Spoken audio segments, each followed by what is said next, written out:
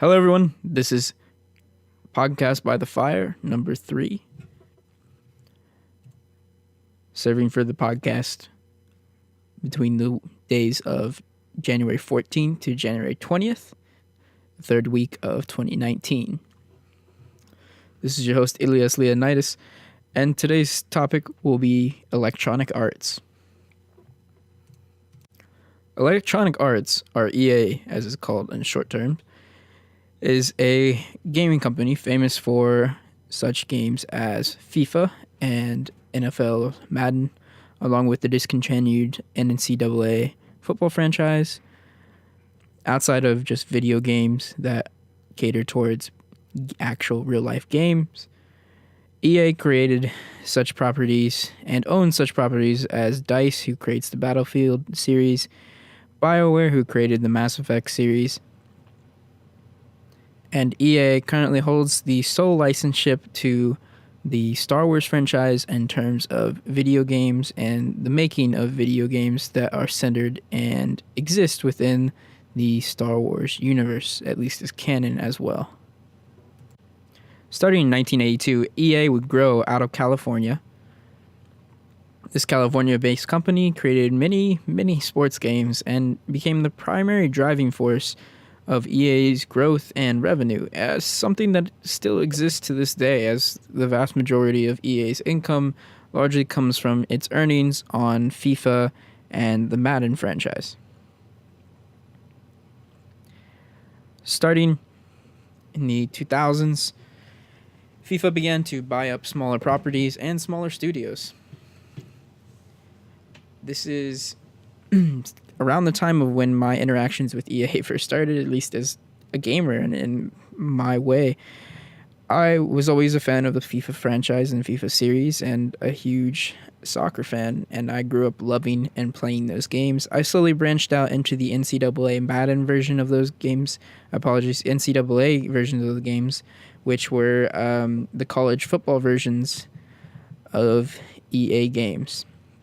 I absolutely loved those two franchises. I enjoy them even still somewhat today, though I have not enjoyed what EA has become and what they've kind of transformed those properties into, and especially because the NCAA franchise football games were discontinued because the players were having their likenesses used in EA's games for EA's profit, but the players were not receiving any funding or money. So EA and the NCAA and the universities that benefited discontinued the service because they viewed it as no longer profitable if they would have to compensate the athletes. And they thought no one would want to play it if none of the athletes' likenesses were being used. So that was my first major experience with EA. It had to do with their FIFA and NCAA franchises. Eventually, I did get into some strategy games, and those strategy games actually came before my love and interest really in FIFA and even NCAA football. But the coinciding with EA didn't come till much later, when EA acquired a small company called Westwood. Westwood made several games, the Command & Conquer game specifically, and specifically my favorite game of all time, Command & Conquer Red Alert 2. EA was responsible for buying Westwood, and under EA's tutelage, Westwood slowly deteriorated and, in a sense, died. A lot of the company's great titles and games fell apart to the wayside and never really got expansions or didn't really continue on in the way I would have hoped. They did eventually release a Red Alert 3, which was not a great game. It wasn't the worst thing ever, but it had EA written all over it. It was to get money off of people's nostalgia, and it wasn't a great game. EA as a company, at least to me, has continuously shown the worst and the bad side of video gaming. And the bad side of video gaming when it comes to companies and profits, and the more corporate side of video gaming. EA, to me, it seems, throughout pretty much all of its existence has almost always sought to prioritize profits and growth of itself over games, over enjoyment, or over player satisfaction. And that's not to say that I think EA shouldn't want to grow as a company. Every company wants to grow and continue to get bigger and be able to produce more things. I just think EA has oftentimes sacrificed making great games for slightly larger short-term profit margins. And these obsession with short-term profit margins and pleasing investors and this company culture that often gets rated as one of the worst companies to work at really has created this monster that we know of EA today. Now, the monster of EA has been growing over the years, and it certainly got bigger and bigger. Though I would say it definitely peaked around the 2010s and has to this day, created the monstrosity that it is. I think EA is probably, unless another one jumps to mind, my least favorite game development company, in the sense of I could hear about an amazing, awesome idea or game design or see an amazing, awesome trailer, and then the second I find out it's made by Electronic Arts, my desire and hope for the game dies rather instantly.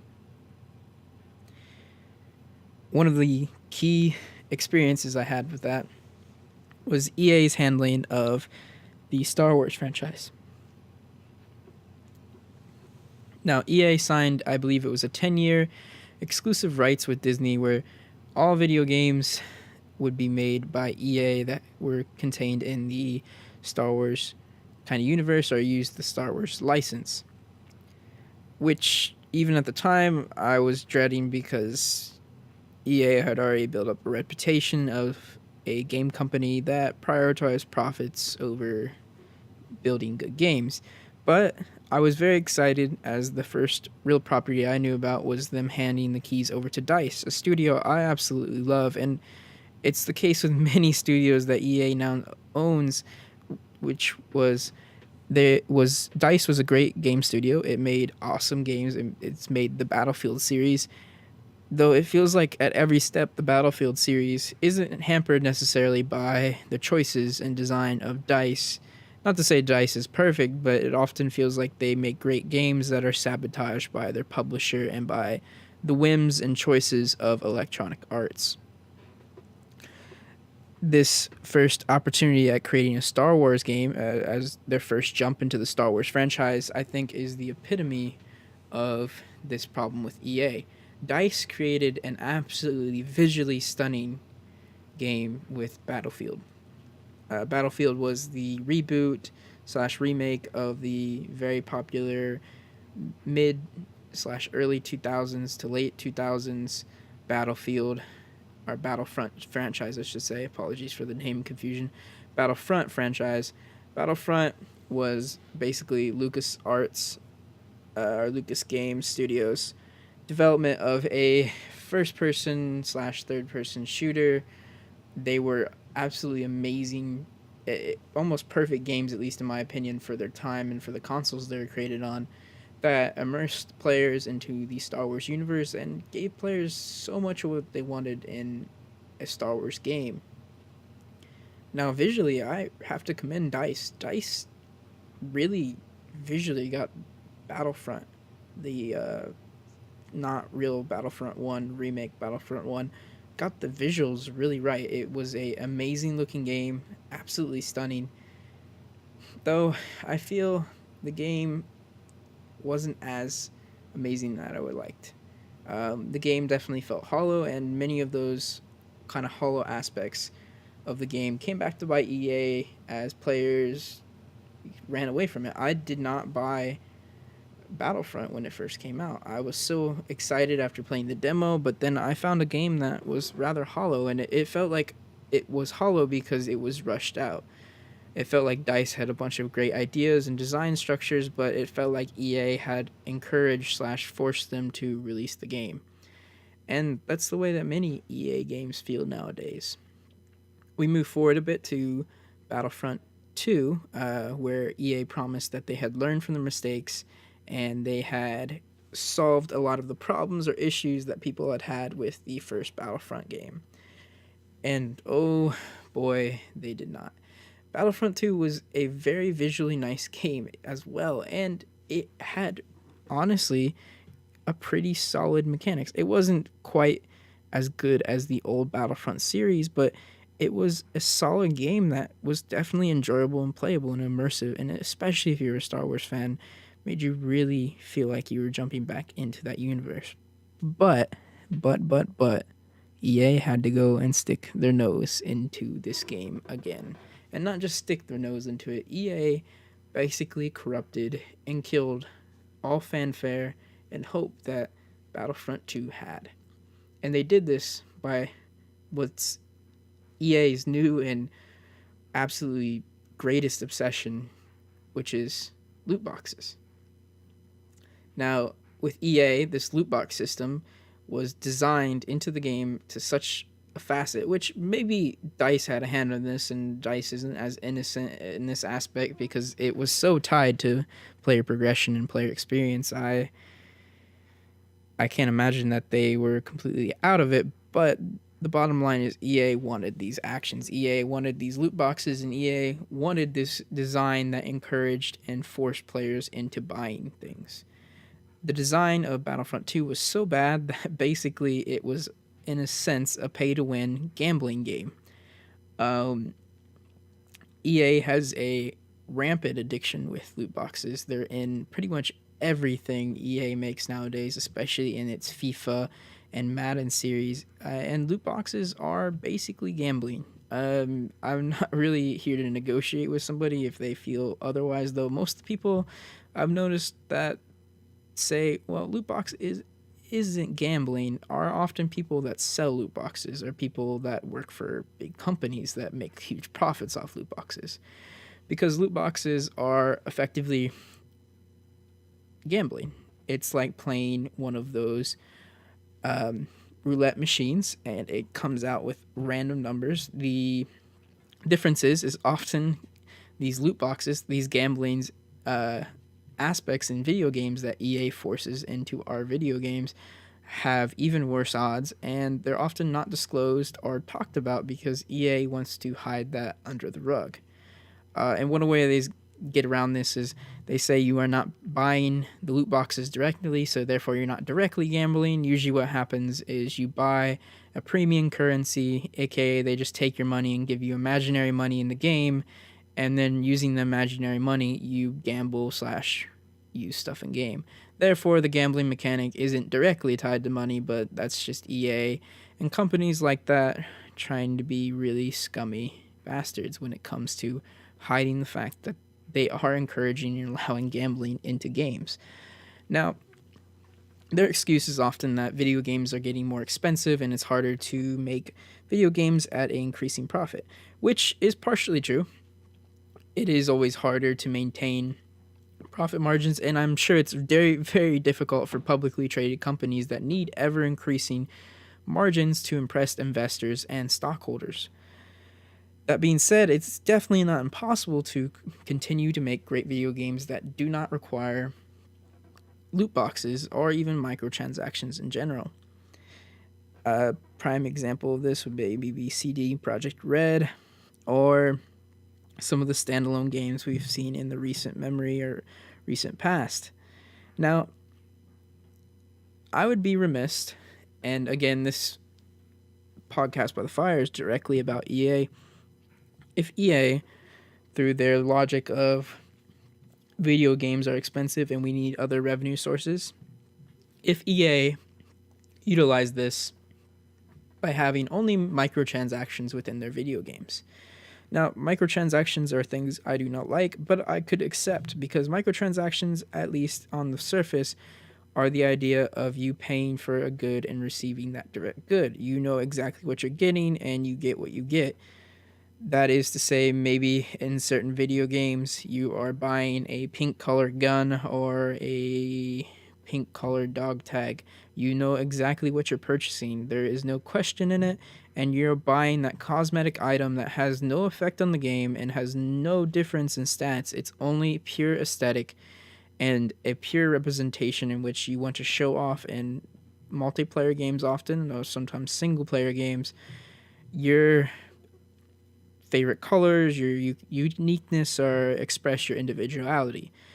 I don't have a huge problem with these type of microtransactions. Again, in an ideal world, I want games that don't have any microtransactions, but I could live with and accept the scale of microtransactions.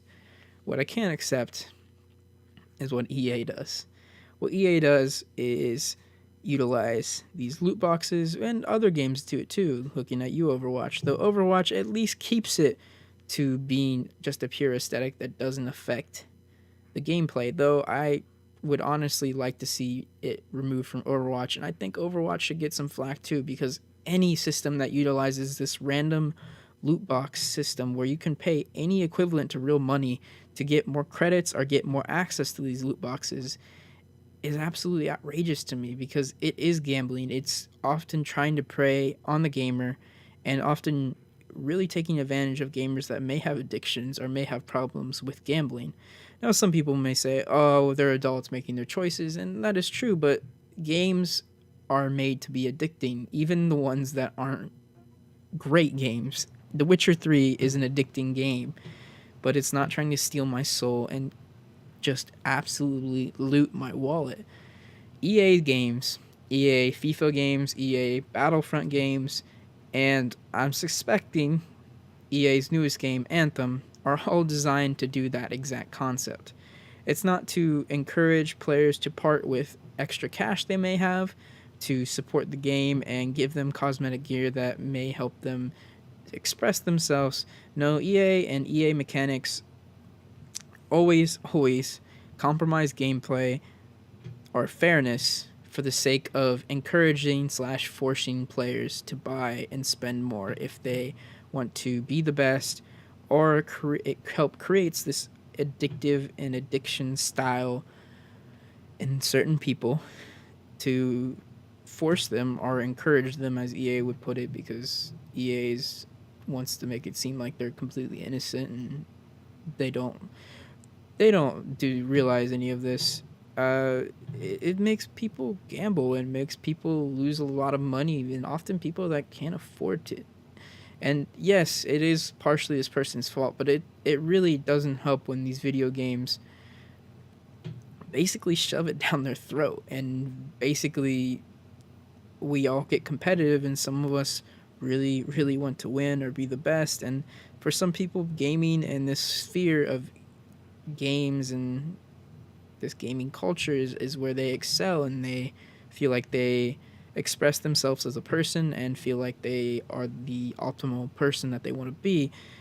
So I'm not excusing it. I don't agree with spending shit tons of money for just being slightly better at a game, but EA encourages it. EA requires it in a lot of their franchises. We've seen it with FIFA, the FIFA series, where you spend increasing amounts of money to get increasing odds to unlock the actual good players, because in the base sets you won't get good players and the odds are extremely stacked against you.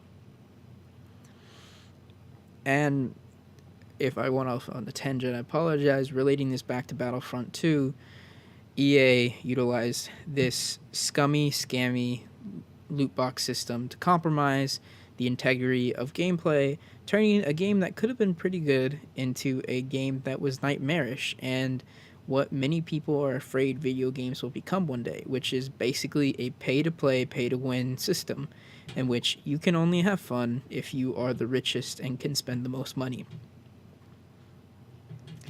And that is a nightmare scenario of gaming I do not want to experience. But EA sure as fuck wants to make it a reality. And normally I wouldn't hate on a gaming company, and I don't want to see gaming companies fail, but EA is an exception. That's not to say I wish so much ill on the company. I just wish they weren't who they were, because their practices and ideas are as a purely business first, game company second, which is not a good way to be a game company. And they have taken some financial hits. They have had weaker than usual sales, and they've had a lot of duds recently. Hell, even me, as a huge fan of DICE, I bought Battlefield 5. Battlefield 5 was a pretty alright game. It was a good game, and it was enjoyable, and it would have been worth it if it was an actual full game. It was infuriating because it was clear that EA had their hands in this again. They wanted to rush out another Battlefield game, so they encouraged slash maybe even forced DICE to release this game that is easily could have used an entire another year of development to get all the stuff and freaking features that should be in the game that are sorely missing. There was only one or two campaign modes. I can't remember now. I didn't play them because I was already annoyed that there wasn't the full campaign like had been in Battlefield 1, which was amazing. And there was just a lot of missing features, and it felt like a very hollow, haphazard game. And not to mention the PR nightmare slash disaster and little fight they decided to pick with their own community and with the gaming community at large. But that's a whole nother can of worms that I'm just not here to talk about. What I am here to address is the constant desire of EA to seek profits over playability. And Battlefield 5 was the first game I had bought since Battlefield 1, at least the first game I think I bought. Maybe I got a Steam sale, or, oh, they don't sell their stuff on Steam, but maybe got a sale on Xbox. I can't remember a game, but I believe Battlefield 1 was the last game I had bought from EA. So that was a 2-year hiatus of video games that had stopped buying from EA, and for good reason, because they had burned me. They had pissed me off with what they had done with the Battlefront series, and they pissed me off in general with their handling of a lot of their products. And then they burned me with the Battlefield 5. Good game, released way too early, not enough development, and a shit ton of bad PR and a lack of full servers and full players. Now, I didn't have always a huge trouble finding games. It just definitely felt like there was kind of a emptier amount of players, especially for a newly released Battlefield game, because I played this game in November, so apologies, it's been about 2 months now since I really recall a lot of it, but it definitely didn't feel like a normal Battlefield release with nearly as much hype as it should have had. And that's because of what EA is and what it's becoming more increasingly. And EA's next endeavor, and what many people speculate as a must-win, is Anthem. Many people say Anthem needs to be a hit because EA is starting to plateau or starting to get a declining rate of returns on a lot of its different games. And what I mean by that is a lot of its normal signature franchises, such as the FIFA series and the NFL Madden series, are seeing a decreasing amount of revenue, or at least they're not increasing exponentially like they used to. And that is a really scaring a lot of investors and stockholders of EA. And this is probably pressuring EA to really need a hit right now. And I think this will only serve to hurt EA even more, because it will entice EA to make stupider decisions with loot boxes and their integration into their newest video games. And it will only entice them to release games that are unfinished or not completed even more. And these practices by EA, I think, will only get more underhanded as they get more desperate, and that might cause them to get even more desperate. What I'm saying is, we will see how Anthem goes, and with the release of Anthem, maybe it is a smash hit that's waiting in the wings. But if this is EA's second real dud, actually maybe third dud of the year, I can't remember every game that's come out this year, but its second major one, aka its second Andromeda after that monstrosity that occurred, it's going to hurt EA really, really bad. And it's going to hurt EA where they care most, not about their reviews or gamers' opinions of them or the hearts and minds of the players. No, no, it's going to hurt EA and its wallets and its stock investors and people's willingness to invest and care about their company. And I think that will mean EA will drag down even more game studios. Now, this may not have been the most coherent path of talking, but as I talked about in the beginning, one of my first experiences with EA was their treatment and handling of Westwood, a game studio I loved with game franchises I absolutely adored, that they ultimately killed. That EA, with its greed and its obsess and its EA-ness, strangled the life out of one of my most cherished video game franchises. And unfortunately, I'm afraid it's going to do the same to a lot of other video game franchises I care about, specifically BioWare and DICE. And it already has kind of done that to BioWare. Though BioWare still exists at this time, the Andromeda really, really hurt the reputation and the goodwill of BioWare. And Anthem is BioWare's next answer to that. And I'm afraid, especially with the help, quote unquote, of EA, that it may really cement and hurt them even more, to the point where EA might effectively kill BioWare through its own incompetence. But then, in classic EA fashion, they'll blame the little companies or the studios that they bought up, as it being their fault, even though they're the ones that rushed them, or even though they're the ones that forced them to make bad design or mechanics, or forced loot boxes or microtransactions or any other freaking form of gambling that they'll invent into their video games. So I'm afraid EA might be the end of BioWare soon. And especially if Anthem tanks or ends up being really not that great of a game, which unfortunately I don't have a lot of hope for. But also I don't really enjoy the Destiny style of games. So maybe it will be better in Destiny and people that like that gaming style will flock to it. But unfortunately for me, this looks like a really bad time. And I would hate to see it be the end of BioWare.